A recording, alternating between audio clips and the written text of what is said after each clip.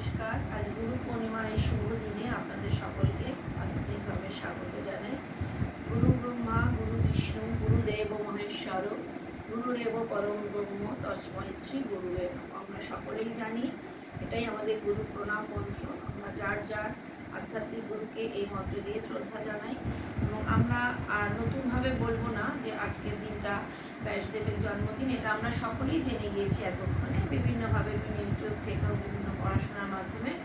তাই আজকে আমি আমার সেই ধর্মীয় গুরু, যিনি আমাদের মহান গুরু ব্যাসদেবকে প্রথমে আন্তরিকভাবে আমার শ্রদ্ধা জানাই। কিন্তু আমার আজকে বিষয়টা একটু আলাদা, যেটা হয়তো আমাকে একটু কৌতূহলী করে তুলেছিল, যে আমাদের যে আদি গুরু, আমাদের ব্রহ্মা বিষ্ণু মহেশ্বর, তাদেরও যে গুরু দেব গুরু বৃহস্পতির কথা আমরা হয়তো খুব বেশি অত বেশি আলোচনায় আনি না। আমার মনে হলো এটাও আমাদের জানা দরকার যে আমাদের আদি গুরু শিব, বিষ্ণু এবং তার নাভি কমল থেকে তৈরি হয়েছিলেন ব্রহ্মা। সেই ব্রহ্মা তৈরি করেছিলেন আমাদের এই মানব জগৎ এবং এইভাবে আমরা চলেছি। এবং সেখানে আমাদের বাস্তব জীবনে হয়তো ব্যাসদেবের আমরা উত্থান দেখেছি, তার বিভিন্ন কাহিনী, তার তৈরি মহাভারত আমাদের সনাতন হিন্দু ধর্মের প্রধান মহাকাব্য। কিন্তু তাহলে তাদের আমাদের যে ইষ্ট দেবতা ব্রহ্মা বিষ্ণু মহেশ্বর যাই হোক না কেন, তাদের যিনি গুরু, সেই মহান গুরু বৃহস্পতির কথা হয়তো আমরা সকলে খুব বেশি খেয়াল করিনি। কিন্তু তিনি ছিলেন সবসময় সেই সমস্ত দেবতাদের সদ্গুরু, যিনি সবসময় তাদেরকে সুপরামর্শ দিয়েছেন। এবং তার যে বিভিন্ন আখ্যান আমি পেয়েছি, তাতে দেখেছি যে তার আরাধনা করে কিভাবে একটি গরিব মেয়ে তার বাবাকে অনেকভাবে আরও ধন মান সম্মান আনয়ন করতে সাহায্য করেছিল। বৃহস্পতি খুশি হয়ে তাকে সোনার জগ উপহার দিতেন। তো সেটা দিয়ে ওই মেয়ে পায়েস রান্না করে ঈশ্বরকে খাওয়াতেন, যেটা হওয়া কখনোই সম্ভব না। ধীরে ধীরে ওই গল্পের পৌরাণিক কাহিনীর আখ্যানে আমরা পেয়েছি যে সেই মেয়েটি যখন বিয়ে করে কোনো রাজার বাড়িতে চলে যায় বা রাজবধূ হয়ে চলে যায়, সেই রাজারও প্রচুর ধন আরও বেশি হয়।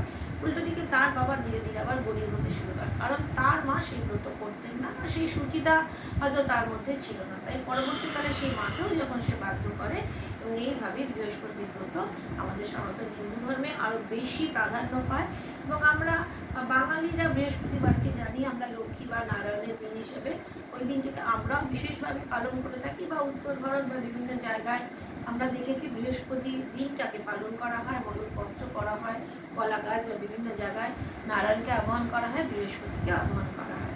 আমার মনে হয়েছে যিনি আমাদের সেই মহান গুরু দেবাদিদেব, যে আমাদের মহান যে দেবতা, তাদের যিনি গুরু, তার সম্পর্কে আমরা এটুকু জানলাম যে তারকে আমরা যদি অর্চনা না করি, তার প্রতি সম্মান না জানাই, তাহলে হয়তো সেটা আমাদের কিছুটা কম থেকে যায়।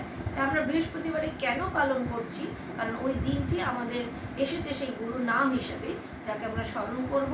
এবং সেই দিনে আমরা লক্ষ্মী নারায়ণ যাকেই পুজো করি না কেন, তিনি আমাদের ইষ্ট এবং তিনি আমাদেরকে যশ মান সম্মানকে আরোহণ করতে বা সেই পজিটিভনেসকে আমাদের জীবনে আনার জন্য সাহায্য করে থাকে বলে আমাদের সনাতন ধর্মের বিশ্বাস, যেটা আজ অবধি আমাদের বাঙালিদের ঘরে আমরা খুব সুন্দরভাবে পালন করে থাকি। তাই আমার মনে হলো যে আজকের এই দিনটা তার প্রতি আমাদের সকলের আরেকবার আন্তরিক শ্রদ্ধা রাখা উচিত। তিনি তিন জগতের গুরুর গুরু, অর্থাৎ বৃহস্পতি হলেন তিন জগতের যে দেবতাদেরও গুরু। তাই তাকে আমি অত্যন্ত সম্মান জানাচ্ছি এবং আমার এই আধ্যাত্মিক জীবনের এই পথে আমার নিজস্ব গুরুদের তাকেও সম্মান জানিয়ে, আমার মা বাবা যারা পরলোকগত প্রত্যেককে সম্মান জানিয়ে, আমার শিক্ষাগুরু সকলকে সম্মান জানিয়ে আজকের আমার এই ছোট্ট কথা শেষ করছি। আশা করছি আপনাদের ভালো লাগলো এবং আপনারা সকলে খুব ভালো থাকবেন।